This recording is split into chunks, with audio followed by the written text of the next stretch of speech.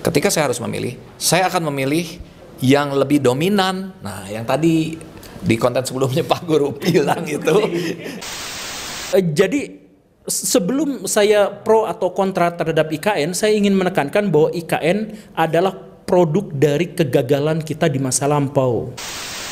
Ketika kamu mengidolakan seseorang, jangan 100% percaya yakin dia baik. Sisakan 20% untuk menilai dia buruk. Jadi kamu nggak fanatik ke satu orang. Ketika dia melakukan keburukan, kamu nggak membenarkan.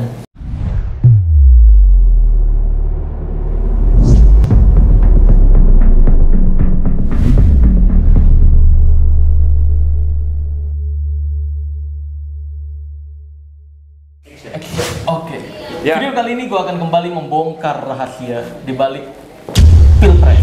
Bukan lagi ilmu hitam, ilmu putih, langsung to the point, pilpres. Karena ada. Jadi kita ngobrol pemilu ya? Iya. Nggak akan netral. Hah? Ini nggak netral. Yang merah partainya banyak. Hah? Yang merah partainya banyak. PDIP, PSI, udah dua doang. Dua doang ya? Saya nggak ngerti, soalnya nggak ngerti saya mah. Tapi saya nggak sebut nama ya, barusan cuma inisial aja. Iya, iya. Oke. Itu inisial kan? Iya inisial. Jadi gini, langsung aja. Milih siapa? Ya? Kan lu ber.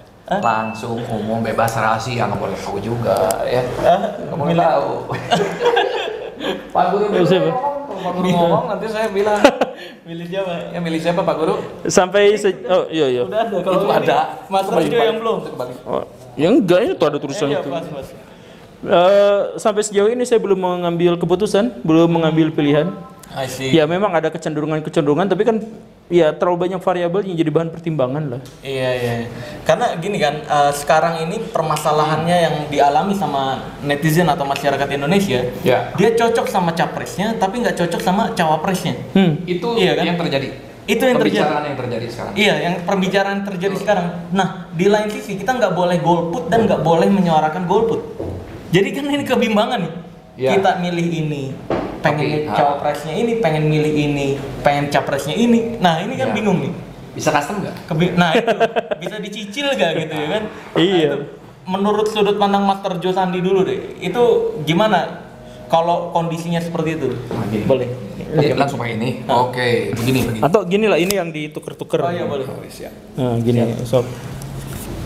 Saya punya teman di luar negeri. Di sana, contoh di Amerika deh. Di sana menikah beda agama boleh Pak Guru? Pak Guru, saya. Beda pandangan politik yang nggak boleh. Iya. Oh iya, di Amerika gitu. Oh gitu. Kamu mana? Oh Demokrat. Kamu? Oh bukan. Nggak bisa. Nggak disetujui. Oh nggak disetujuin. Wih. Nggak bisa. Iya. Nggak ketok palu. Beda agama nggak apa-apa.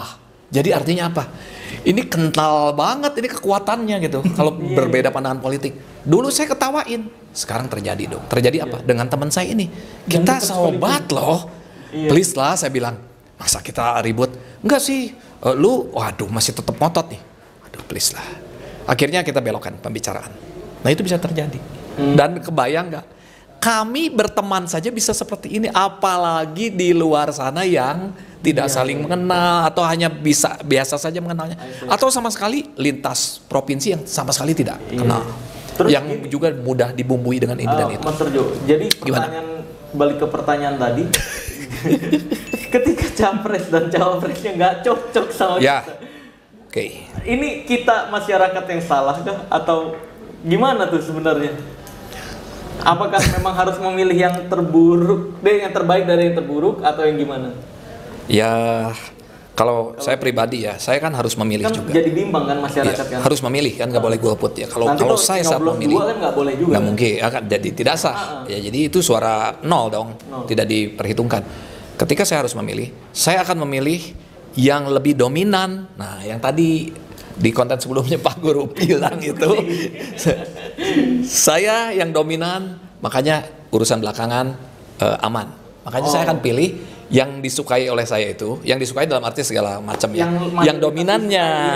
Gitu. Kalau misalnya yang sebelahnya wakilnya nggak suka ya udahlah. Oh berarti sarannya adalah walaupun ada hal-hal yang tidak setuju tapi yang dominan. Dominan, terbanyak, menurut nah, saya, itu aja, gitu. menurut saya seperti Oh, itu. oke. Gitu. Terus kalau dari Pak Guru Pak Guru Gembul gimana Lanjut. menyikapi kebimbangan masyarakat yang sekarang tuh? dan sendiri. Iya, kita korban dari para politisi yang mencoba untuk mencari suara. Jadi karena mereka mencoba untuk mencari suara, maka mereka harus menggabungkan antara yang sudah biasa memilih mereka dengan yang tidak memilih mereka tapi harus ditarik ke arah kita. Karena itu dia harus cari segmen orang atau figur yang berbeda. Jadi kalau misalkan saya NU, saya pasti akan memilih pemimpin yang NU. Tapi kalau pemilih NU saja tidak cukup, maka saya harus satu lagi yang wapresnya itu adalah dari Muhammadiyah. Nah, inilah biar apa Muhammadiyah masuk ke saya, NU juga masuk ke saya. Biar gitu kan tujuannya. Tapi pada akhirnya pikiran elit yang sangat rasional pragmatis itu mengorbankan kita, karena kita yang NU asli pengen sepenuhnya NU, kok ada orang Muhammadiyahnya, yang orang Muhammadiyah lah kok jadi kayak gini. Akhirnya apa? Calon-calon presiden dan wakil presiden yang kita kenal sekarang itu kontras-kontras. Yang satu kelewat tua, yang satu kelewat muda misalkan ya. Bahkan mudanya pun harus diapa gitu. Kemudian misalkan yang lain, yang satunya berpikiran ekonomi internasional, yang satu ekonomi feodal. Ada yang satunya itu adalah Islam akademik, ilmiah, yang satu lagi berlatar sangat tradisional gitu. Jadi semua kenapa bisa kayak gini? Karena elit-elit kita mencoba untuk ngarawu kusiku, jadi cek orang Sunda mah pengen mendapatkan sumber suara yang sebelumnya belum mereka miliki. Jadi ini juga seperti fenomena yang terjadi sebelumnya, di mana orang yang biasanya tidak pro terhadap Palestina tiba-tiba tidak menerima kontingen mula dari Israel. Ya karena apa? Karena mereka ingin mendapatkan suara dari kantung sebelah gitu. Itulah yang akhirnya mengorbankan kita. Jadi kalau misalkan diperlakukan seperti itu, dikorbankan seperti itu, ya udah kita korbankan balik mereka. Dengan cara? Oh nggak boleh saya ngomong ya? Kan kalau ngomong nanti jadi nggak boleh. Kisi-kisi lah. Nah, jadi gimana caranya misalkan agar kalau misalkan mereka mengorbankan apa itu? Lanjut. Gimana caranya agar kalau misalkan kita dikorbankan seperti itu, kita pilihannya cuma dua. Yang satu itu adalah kita menjadi korban yang baik buat mereka demi kemajuan bangsa. Katakanlah misalkan saya berkorban lah, nggak apa-apa, saya sekarang jadi keset, suara saya tidak didengar, yang nggak apa-apa lah. Yang penting saya mendamaikan diri saya demi kemajuan bangsa. Kalau misalkan bangsanya damai, maka investasi dan sebagainya berkembang mungkin kedepannya akan lebih baik. Misalkan dengan cara yang seperti itu. Atau cara yang lainnya itu adalah dengan menunjukkan politik yang lebih bersih, politik yang lebih tidak pragmatis, politik yang lebih ideal gitu. Kita sampaikan, wahai para politisi, yang harus kita pikirkan sekarang itu bukanlah apa yang kita lihat sekarang, tetapi apa yang seharusnya terjadi gitu. Jadi ya udah kita nyoblos urusan apa urusan lain, tapi kita harus mengajukan kompensasi bahwa kita menciptakan pendidikan politik yang baik buat masyarakat gitu. Misalkan gitu. Bahwa yang kayak sekarang itu tidak ideal, bahwa yang sekarang itu mengorbankan rakyat, mengorbankan aspirasi, dibentur-benturkan, disatu-satukan demi suara. Bahkan seringkali pendapat mereka nih beda-beda. Ya beda-beda. Iya kan, capresnya ngomong A, cawapresnya ngomong B. Padahal satu ini bareng-bareng gitu. Iya. Dan saya pernah baca statement nih Guru Gembul ya. Saya pernah baca statement tentang pemilu itu, saya lupa nama siapa yang ngomong. Pemilu itu bukan memilih yang terbaik, tapi menjauhkan yang terburuk agar tidak memimpin gitu kalau nggak salah kata-katanya. Nah, terus cara melihat yang terburuk tuh gimana biar kita nggak milih yang terburuk? Nah, siapa dulu nih? Ini saya jadi berantem. Dari sudut pandang Guru Gembul, capres yang baik itu harusnya seperti apa yang kita butuhkan gitu? Enggak, sebenarnya gini, sistem demokrasi itu menjanjikan autopilot sebenarnya. Jadi ya, sistem demokrasi itu autopilot. Jadi misal gini ya, Amerika Serikat sekarang nggak punya presiden, mereka dipimpin oleh guling, karung goni. Mereka tetap bisa menginvasi sebuah bangsa dan menang perang. Bahkan seandainya tanpa presiden sekalipun. Dan itu sudah pernah kejadian di Perang Dunia Kedua. Emang iya? Iya, jadi kan presiden Amerika Serikat itu meninggal. Jadi nggak ada yang mimpin gitu? Iya. Roosevelt itu yang meninggal kalau nggak salah, ya digantikan sama Truman. Itu kan pas masa tahun 1945 awal gitu, ketika masih perang. Dan Hitler pas dia meninggal kita surak, ya Presiden Amerika Serikat mampus, mereka pasti kehilangan koordinasi. Salah Hitler. Kenapa? Di negara demokrasi semuanya sudah sistem. Bahkan di beberapa negara demokrasi ada wali kota yang kucing. Iya kan? Ada wali kucing. Ada. Wali kotanya kucing. Nggak bisa melakukan keputusan-keputusan. Nggak apa-apa karena sudah autopilot gitu. Nah, jadi sekarang misal Atau misalkan kita balik dengan logika negatif. Logika negatif, waktu 10 tahun yang lalu, waktu presiden saya adalah Pak SBY, tetangga saya tukang bakso. Dan ketika Presiden Jokowi mengambil alih kekuasaan, tetap dia tukang bakso. Jadi artinya mau gonta-ganti kayak gimana, karena memang sudah menjadi sebuah sistem, ya jadi nggak ngaruh. Bahkan kita tidak mengerti siapa pemimpin kita yang sesungguhnya karena semuanya sudah sistemik gitu. Jadi bahkan ada seorang presiden yang ditunjuk-tunjuk dan mengatakan bahwa dia cuma petugas dari partai gitu. Nggak jadi masalah kan, karena memang sudah jalan-jalan aja gitu. Oh, oke. Jadi kalau kayak gini menentukan yang terbaik berarti berdasarkan feeling doang gitu. Iya, makanya gini, nggak usah menentukan yang terbaik atau yang terburuk. Karena risiko kita relatif kecil dan kemajuan harapan kita juga relatif kecil, kita bakal flat gitu aja. Akan sama aja hasilnya ya. Dalam melihat fenomena yang sekarang gitu. Fenomena yang sekarang seperti itu gitu. Nah, kalau dari Master Jo gimana? Ya begini, kita pembelajaran aja. Udah kadung gimana? Bentar lagi kan Pilpres ya. Apa yang mau direvisi apalagi? Gimana caranya? Udah, sekarang kita belajar aja bahwa siapapun di penduduk Indonesia, mulai dari usia yang sudah cukup, ya anak-anak di atas anak-anak, diajarkanlah yang namanya politik. Bukan berarti politik dalam arti nanti jadi politisi, ya bukan. Saya 2011 pernah show ke Manado. Enggak. Di pesawat kan masuk tuh. Saya lihat seorang artis terkenal lah, kalau saya sebut pasti tahu semuanya. Pasti tahu. Pak Guru nggak mungkin nggak tahu. Saya kasih 100 juta.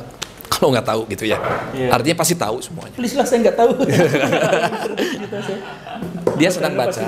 Rupanya dia udah lama duduk di situ. Berarti benar-benar nggak telat ya, begitu dibuka langsung duduk di business class di depan. Sedang baca buku, bukunya dalam bahasa Inggris judulnya How to Play Politics. Wih, perempuan terkenal. Wih, ternyata dia ngisi acaranya bareng sama saya. Dan kemudian ada seorang penyanyi juga, cowok itu ngisi acara juga bareng. Nah sekarang kebalik keadaan, si penyanyi cowok ini yang malah masuk di politik. Yang saya tunggu-tunggu si orang ini sampai sekarang nggak jadi politisi kok. Jadi artinya itu buat bekal dia saja, bukan berarti ngumpulin ilmu seperti ngumpulin amunisi sebentar lagi mau perang. Nggak bisa gitu dong. Kita harus belajar perang itu, makanya ada wamil atau apa, wajib militer itu saat diperlukan semuanya siap. Bukan belajar sebulan langsung perang, nggak gitu.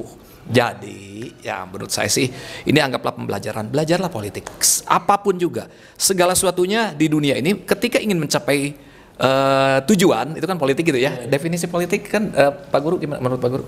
Ingin suasana untuk mencapai ilmu tujuan. Tentang hierarki. Ya oke. Ada juga bilang seni untuk mencapai satu tujuan. Ya jadi apa yang sekarang terjadi ya udahlah. Tadi saya setuju Pak Guru waktu bilang di depan juga. Yang penting cari damai. Kalaupun mungkin kedamaian itu didapat dengan pengorbanan saya. Wih, salut banget tuh saya tadi waktu di ruangan tadi. Dengan pengorbanan saya yang harus seperti ini. Yang penting pemilu damai. Gitu. Dan sebenarnya betul tadi saya juga setuju sama kata-katanya Guru Gembul waktu tadi sebenarnya ada seminar guys sebelum ini. Nah, di kata-katanya Guru Gembul itu siapapun yang terpilih, ya nggak usah ngotot-ngotot apa fanatik ya, nggak usah fanatik banget karena percuma lu mau fanatik ke dia, ketika dia terpilih ya lu balik lagi, ketika lu jadi tukang bakso bakal jadi tukang bakso juga, nggak ngefek, gitu. Karena perubahan ada di dalam diri kamu sendiri, betul ya. Nah, berikutnya nih saya pengen bahas tentang hal yang lagi ini banyak di circle saya nih, Guru Gembul. Wih, seru banget tuh. Iya. belum. Banyak yang diperdebatkan tentang kan dari capres dan cawapres ini ada yang bilang mau mendukung IKN, ada juga yang nggak mau mendukung IKN. Nah, dari circle saya bilangnya kalau yang mendukung IKN ini kan IKN udah jalan. Kalau sampai nggak dilanjutin, ini ya sayang nih, ini udah jalan nanti percuma. Sedangkan yang mendukung untuk IKN di nantiin lagi, tidak jalan dulu. Tidak jalan dulu. Itu berpikir ini bisa dialokasikan untuk membangun atau memajukan kota-kota lainnya. Nah, mungkin kita bisa komentarin tentang hal itu tuh dari sudut pandang Guru Gembul.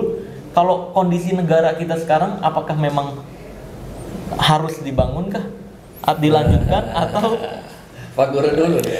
Kok saya dulu ya? Soalnya saya berantem sama teman saya gara-gara ini. Iya. Oh gitu. Nah, berarti kan semua masyarakat lagi ngomong ini. Karena jadi perdebatan sendiri di luar sana. Berantemnya debat ya? Iya. Iya, berantem debat sebenarnya gitu. Dan kita juga nggak tahu ya yang bilang yang nggak mau ngelanjutin IKN itu apakah beneran nggak ngelanjutin atau nantinya ketika terpilih akan tetap gitu. Kan biasanya tapi gitu bukan kan. skala prioritas. Iya, Tetap betul. dibangun tapi bukan prioritas. Nah, Ya. bener. Kan kita nggak tahu juga kan. Iya. Menurut Guru Kumpul gimana? Sebenarnya sejarah kota itu, jadi kota itu terbentuk bukan untuk pemukiman permanen seluruh kota itu, tetapi kota itu muncul sebagai tempat hunian sementara atau terbatas. Jadi awalnya gitu. Jadi sebenarnya gini ya. Manusia generasi awal itu hidup di wilayah yang bisa memenuhi kebutuhan pokok mereka. Biasanya pinggir sungai, dekat sungai. Jadi di situ ikan, bikin gitu pertanian cukup di situ kan ya. Nah, tetapi ketika mereka mau berkembang dari sekedar kebudayaan menjadi peradaban, mereka harus bertemu dengan bangsa lain untuk bertukar informasi dan untuk mengakumulasikan pengetahuan. Misalkan saya yang hidup di sungai ini yang makannya ikan emas, maka saya juga harus ketemu sama orang yang tinggal di pesisir pantai untuk mendapatkan makanan yang lebih bervariasi. Begitupun yang di pinggir pantai itu harus masuk ke dalam. Nah, tempat ketemuannya tuh di mana untuk bisa menghasilkan peradaban dan mengakumulasikan pengetahuan itu? Apakah orang ini datang ke sini atau orang ini ke sini? Ternyata ngambil jalan di tengah-tengah. Maka jalan tengah itulah yang akhirnya memunculkan sebuah kota. Makanya kota sejak awal itu metropolitan. Sejak awal kota itu multikultural karena terdiri dari banyak sekali suku bangsa, karena dia adalah tempat peralihan. Awalnya seperti itu.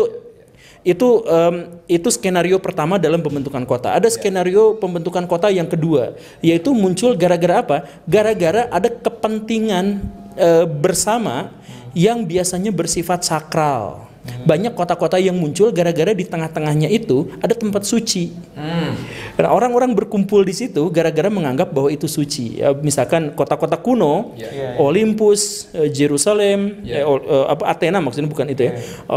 Jerusalem, kemudian Mekah, Madinah dan sebagainya, itu menjadi besar, menjadi sebuah kota metropolitan gara-gara ada sesuatu yang dianggap suci di situ. Akhirnya berkumpul di situ dan seterusnya. Nah, terkait dengan masalah IKN, ada skenario terbentuknya kota yang ketiga, yaitu apa? Yaitu ada tekanan, dorongan dari pemerintah untuk bisa membuat sesuatu di sini karena kepentingan tertentu.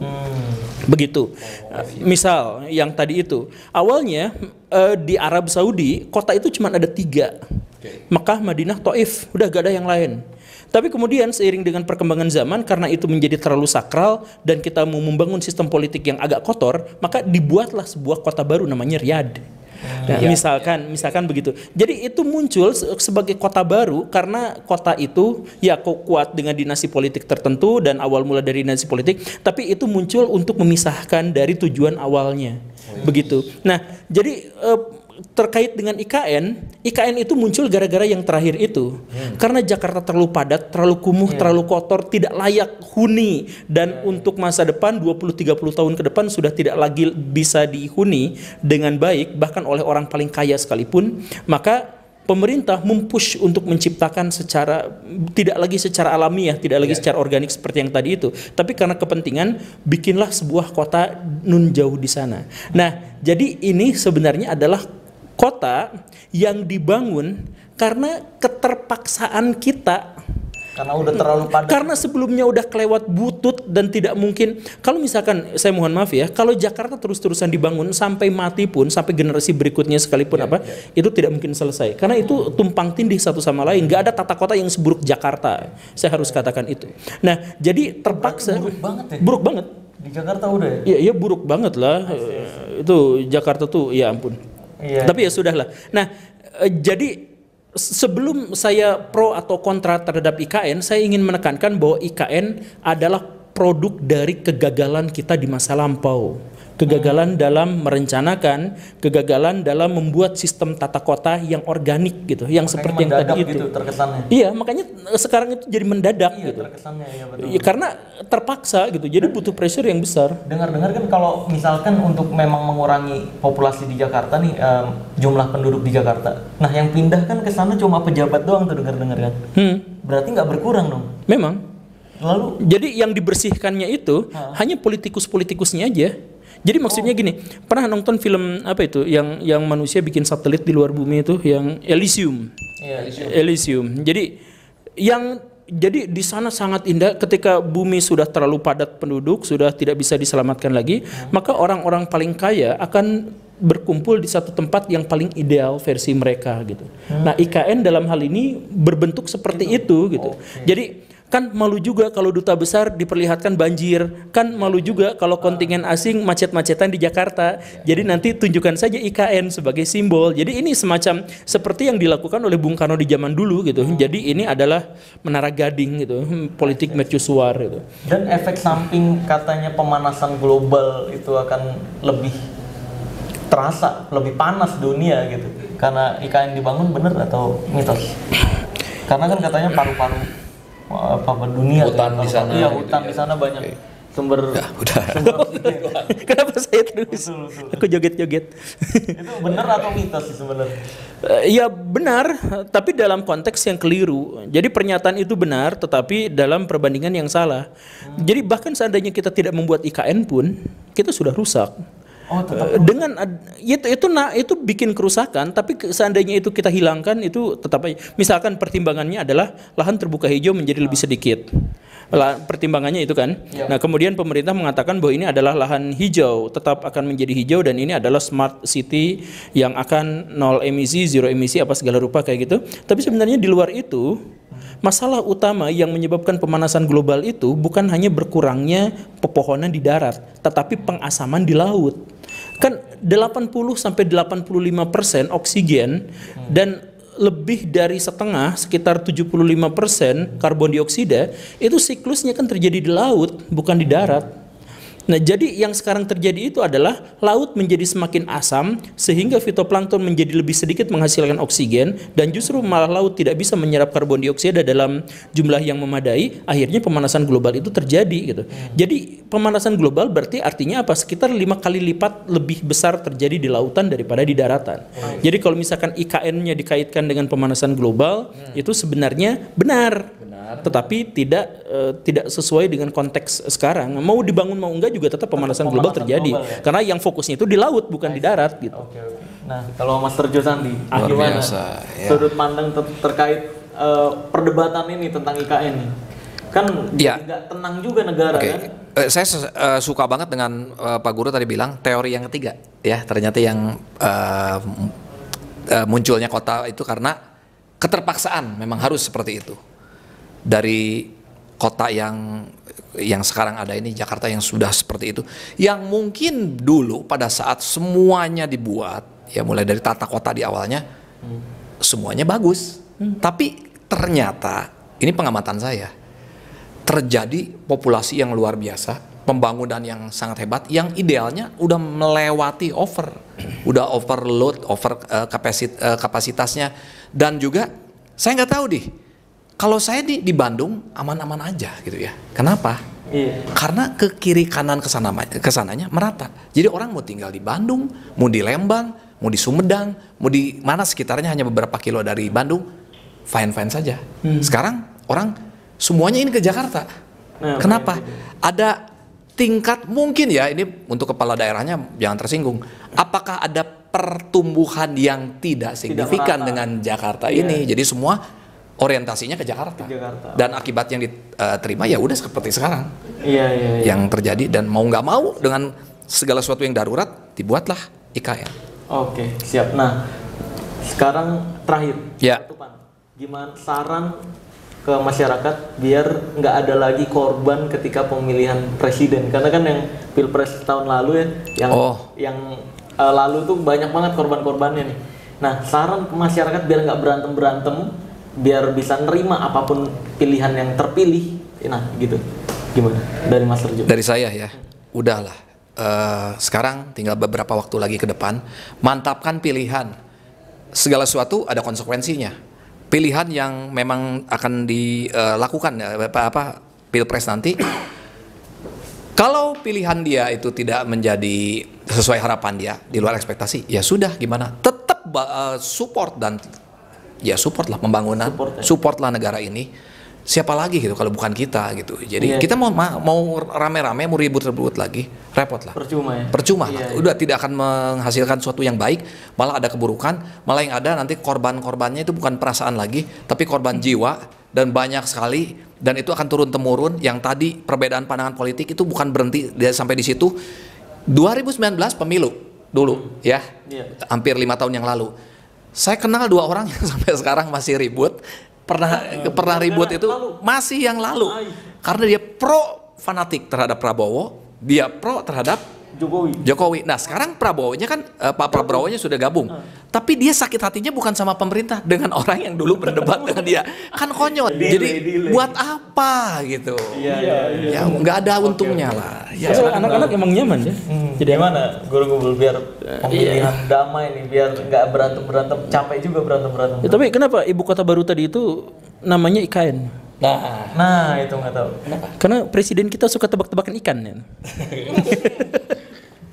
Oh iya ikan apa? Iya kan. Tongkol gitu kan. Iya. Tapi nah terkait juga dengan nama ini, jadi sebenarnya gini, apakah dihafal? Dimakan. Ya sudahlah.